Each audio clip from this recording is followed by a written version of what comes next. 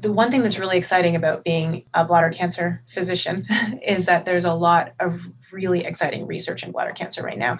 Everything from incredible advances in understanding the genomic and genetic changes that lead to different types of bladder cancer, and even understanding that the fact that there are these different types of bladder cancers, we're getting better and better at picking out subtle differences that really are important for us to notice because they change how we treat these diseases. So we're starting to get much more precise in saying, okay, not only do you have bladder cancer, but you have this specific variant, and we know that that variant is going to respond better to this medication than that medication. So that's exciting because I like having good options for patients. And we used to kind of be very hammer and nail. If you had bladder cancer, you got this treatment.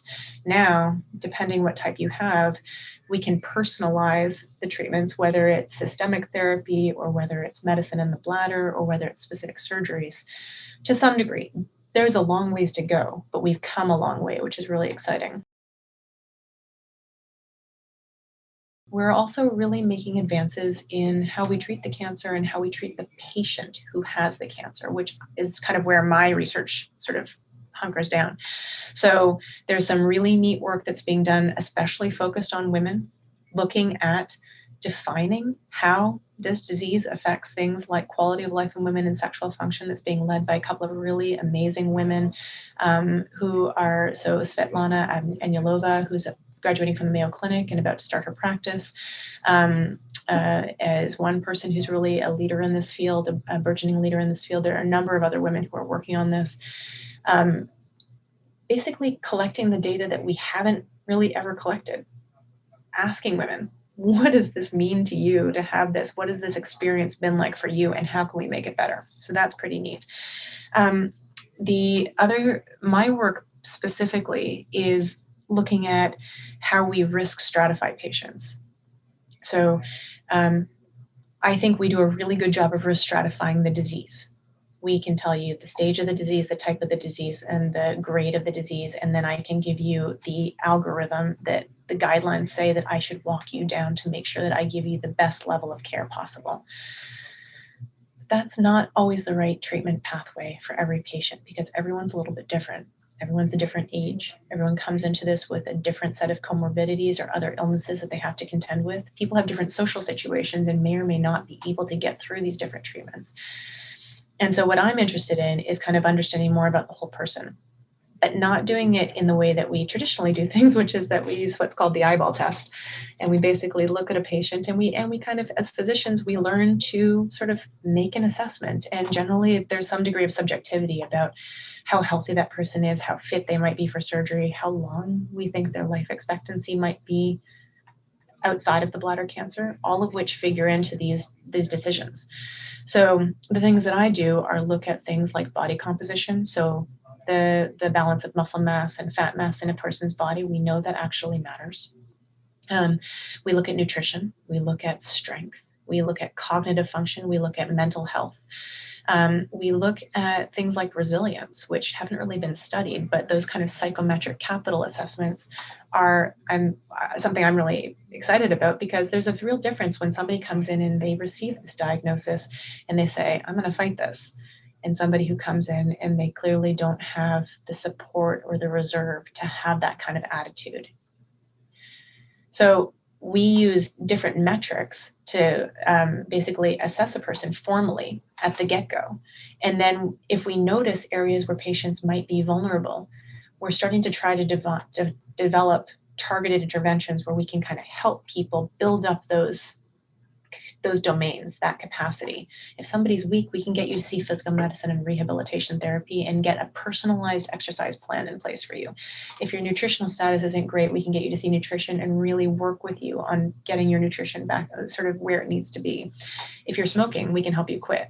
If your heart disease is really out of control and that's going to prevent us from giving you the chemotherapy you need, or maybe you shouldn't get that chemotherapy, you should get something else, we can work with your cardiologist on that.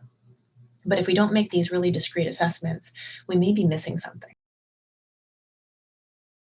We have to consider the whole person as they're going through this process. And this diagnosis is a tough one. But I think the more we apply kind of objective metrics, then we can really start sort of personalizing our treatment plans, because then we really understand, just like you say, the whole person. And that's really important. The social side of all of this is incredibly important. Understanding, for example, what a woman is going through with this diagnosis, what she kind of has to contend with at home, at work, who she's caring for, what her responsibilities are, and sort of helping her make sure that she's got kind of an army of people around her who can support her as she's going through this. That's incredibly important. And I think that, the diagnosis of cancer, one of the hardest things about that diagnosis is, from what I hear patients tell me, is that it feels like they just had any control in their life, any agency, just ripped away. It's like, and you can see, I mean, I unfortunately have to give that diagnosis not infrequently as part of my job. It's something that never gets easy.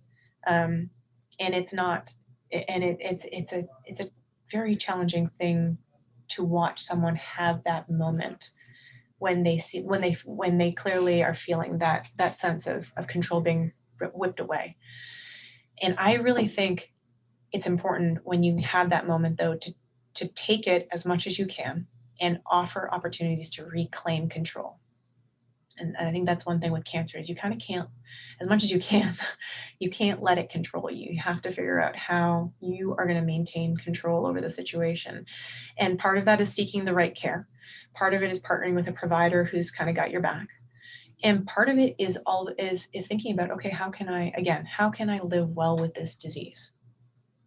Because there's a difference between sort of being cancer and then living with cancer, but keeping it at an arm's length as much as one can, and doing all the things that one can do to feel as good as possible during that. Like, one should focus on oneself and one's wellness as they're going through this process.